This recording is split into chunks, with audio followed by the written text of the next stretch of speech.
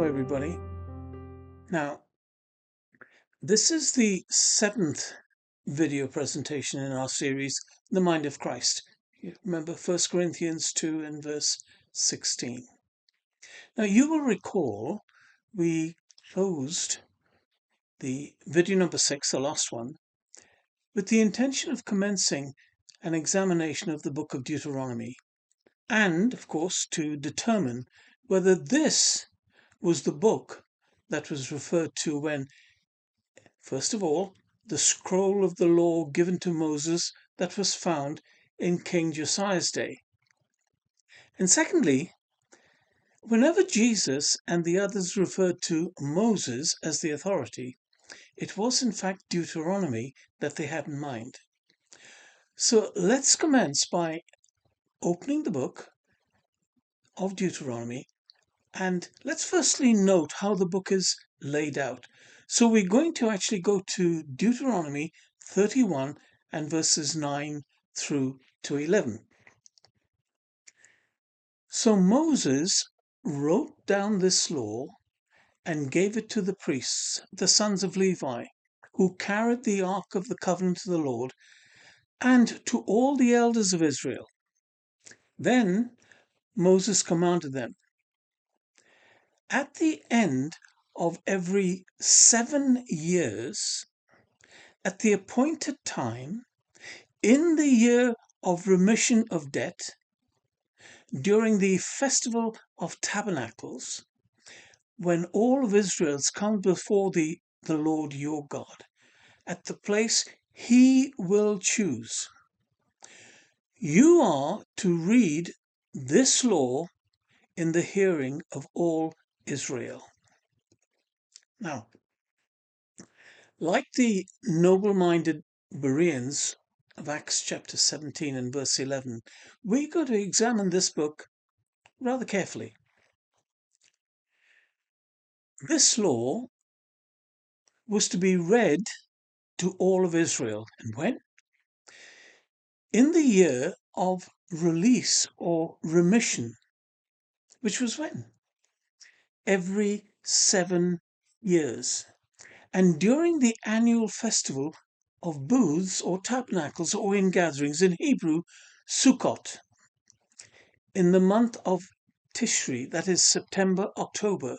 So we got the picture. Every 7 years, it was to be read during the annual festival of the booths or tabernacles. It was also, this law, it was given to who? A, to the priests, the sons of Levi, and B, to all the elders of Israel. Now, this is the context or backdrop. So please keep in mind, and we will see its significance later.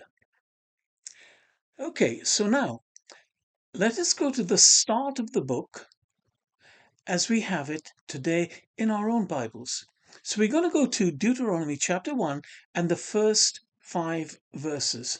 Now, as normal, I'll be reading from the Berean Standard Bible. These are the words that Moses spoke to all Israel in the wilderness east of the Jordan, in the Arabah, opposite Suf, between Paran and Tophel, Laban, Hazeroth, and Dizahab. It is an 11-day journey from Horeb to Kadesh Barnea by way of Mount Seir in the 40th year on the first day of the 11th month. Moses proclaimed to the Israelites all that the Lord had commanded him concerning them. Now, this was after he had defeated Sihon, the king of the Amorites, who lived in Heshbon, and then at Edrei had defeated Og, the king of Bashan, who lived in Ashtaroth. On the east side of the Jordan, in the land of Moab, Moses began to explain this law. So let's stop and get an idea of the backdrop so that we fully understand it.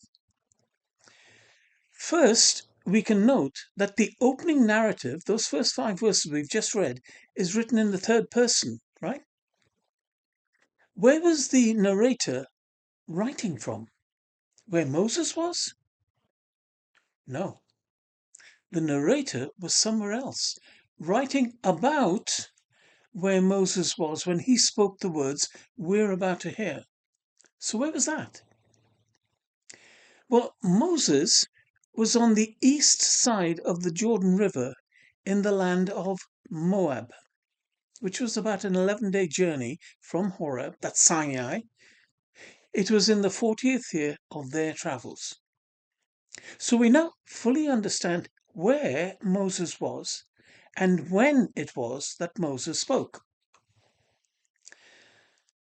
The narrator now continues, but quoting what Moses spoke from verse 6 right through to chapter 4 and verse 40. Now, a footnote at the end in the Berean Standard Bible reads this way: Deuteronomy 1, that's verse 6 now, Deuteronomy 1 verse 6 through to Deuteronomy 4 and verse 40 may be presented as a continuous section of unbroken speech by Moses. So, this is a third person quoting Moses, the first person. Now let's go to chapter 4 and verse 41. Now the narrator, third person, then resumes to the end of the chapter. Then we go to chapter 5 and verse 1.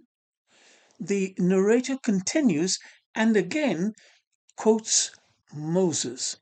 So note, again, there is a footnote in the Berean Standard Bible, and this is how it reads: Deuteronomy 5 and verse 1 through to Deuteronomy 26:19, i.e. to the end of the chapter, it may be presented as a continuous section of unbroken speech by Moses. So notice how, as usual, the narrator switches to the first person, then to the third person. Now, we are going to go to chapter 27 and verses 1 and 2. So what's different about this chapter? Well, if we read the end of chapter 11, verses 26 through to 31, let's just read that. See, this is Moses now in the first person, right? See, today I am setting before you a blessing and a curse. A blessing if you obey the commandment of the Lord your God that I am giving you today, but a curse if you disobey the commandments of the Lord your God and turn aside from the path I command you today by following other gods which you have not known. When the Lord your God brings you into the land you are entering to possess, you are to proclaim the blessing on Mount Gerizim and the curse on Mount Ebal. Are not these mountains across the Jordan west of the road towards the sunset in the land of the Canaanites who live in the Arabah opposite Gilgal near the oak of Moreh? For you are about to cross the Jordan to enter and possess the land that the Lord your God is giving you when you take possession of the land and settle in it. Be careful to follow all the statutes and the ordinances that I am setting before you today. Now we go to chapter 27 and verses 2 through to 4. On the day you cross the Jordan into the land that the Lord your God is giving you, set up large stones and coat them with plaster.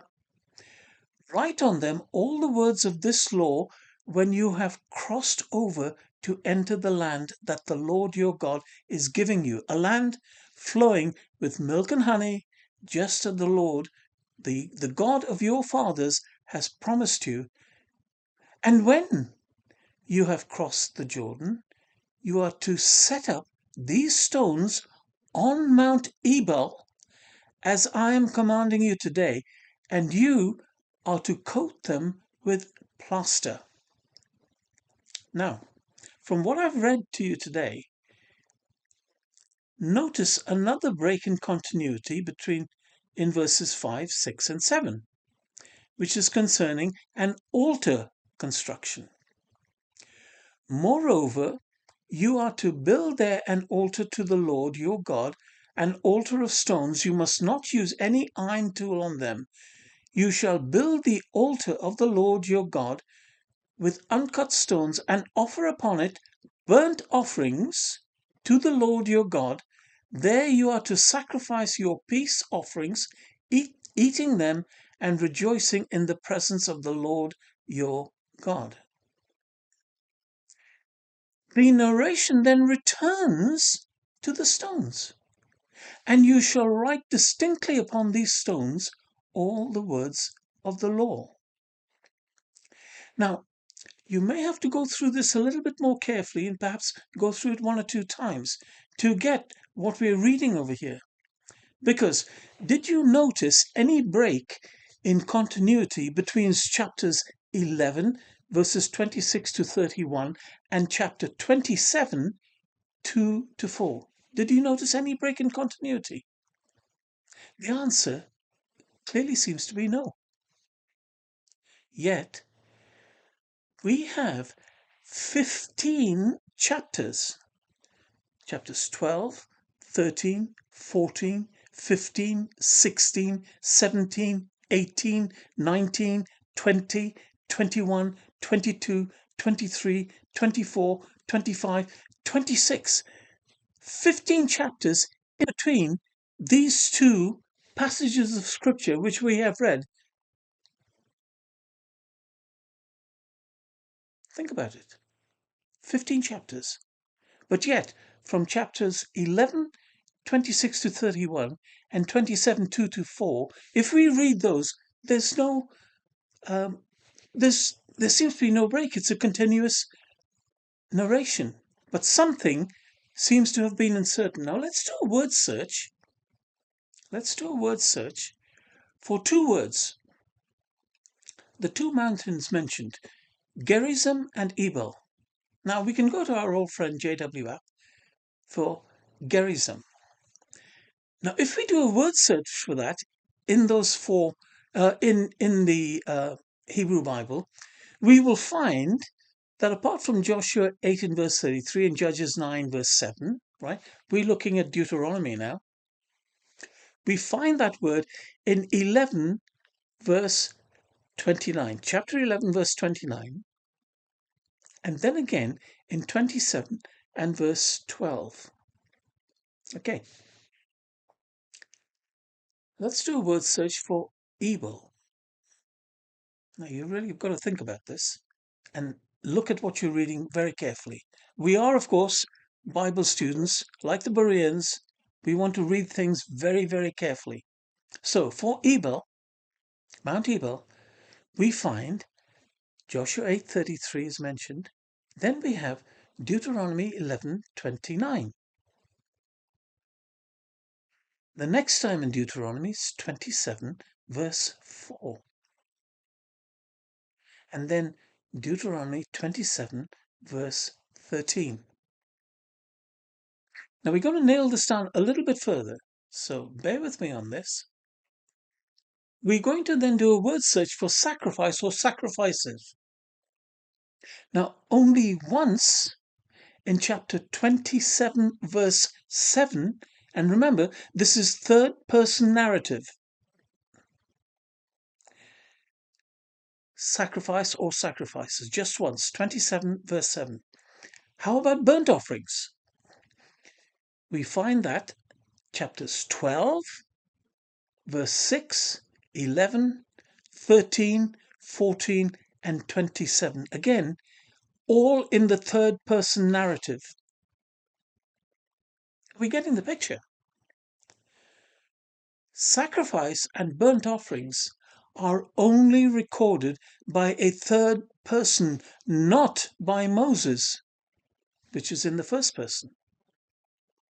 Now, is there any rational explanation to this other than those 15 chapters, plus chapter 27, verses 5, 6, and 7, have been inserted at some later date from the original writing? Two questions: when and why? And we will address them in the next video. But before we close, however, it would be good to address some pushback questions which in essence say that when Jesus referred to the temple as a house of prayer and not sacrifice, what he meant was that animal sacrifices and burnt offerings were not accepted because they were not listening and obeying the direction from Jehovah God. In other words, their heart condition was not right. Well, the response to that understanding seems so obvious, does it not? See, if the worshippers listened and obeyed the directions from God, what need would there be for any additional sacrifices? Didn't Jehovah God say, to listen is better than sacrifice? Was it not the listening and obeying the very sacrifice that God was looking for? Now let us confirm that in Scripture. If we go to Isaiah chapter 40 and verses 6 through to 9, this is what we read. Sacrifice and offering you did not desire, but my ears you have opened. Burnt offerings and sin offerings you did not require. Then I said, here I am, I have come. It is written about me in the scroll. I delight to do your will, O my God. Your law is within my heart. I proclaim righteousness in the great assembly. Behold, I do not seal my lips, as you, O Lord, do know. Notice what the footnote says about verse 6, which we've just read. The Septuagint 70, that's the LXX manuscript, reads this way: but a body you prepared for me. That's what some Septuagint 70 manuscripts read, but a body you prepared for me. Now, this passage is cited in Hebrews chapter 10 and verses 5 and 6. Notice how it translates, though. Therefore, when Christ came into the world, he said, sacrifice and offering you did not desire, but a body you prepared for me. In burnt offerings and sin offerings you took no delight. Have you noticed how the writer of Hebrews presents the verse as coming from Jesus instead of David, who was the author who wrote about himself? But additionally, uses a more convenient Septuagint 70 manuscript, which changes, but my ears you have opened, to, but a body you prepared for me. Would that be a scribe doing this? Why would a scribe alter a verse other than to more conveniently fit a different presentational viewpoint? See, is this another example of Jeremiah chapter 8 and verse 7? Perhaps? Please, this is important. Make sure you understand the insertion and deletion points in the flow of a narrative, which we've just done. And also notice the first and the third person narrations. Also, the book of Hebrews, some attribute to the Apostle Paul. But this document, Hebrews, the book of Hebrews, is not in the form of a letter as all of his other writings. So was it Paul who wrote Hebrews or some other writer? Okay, well, we'll just leave it there.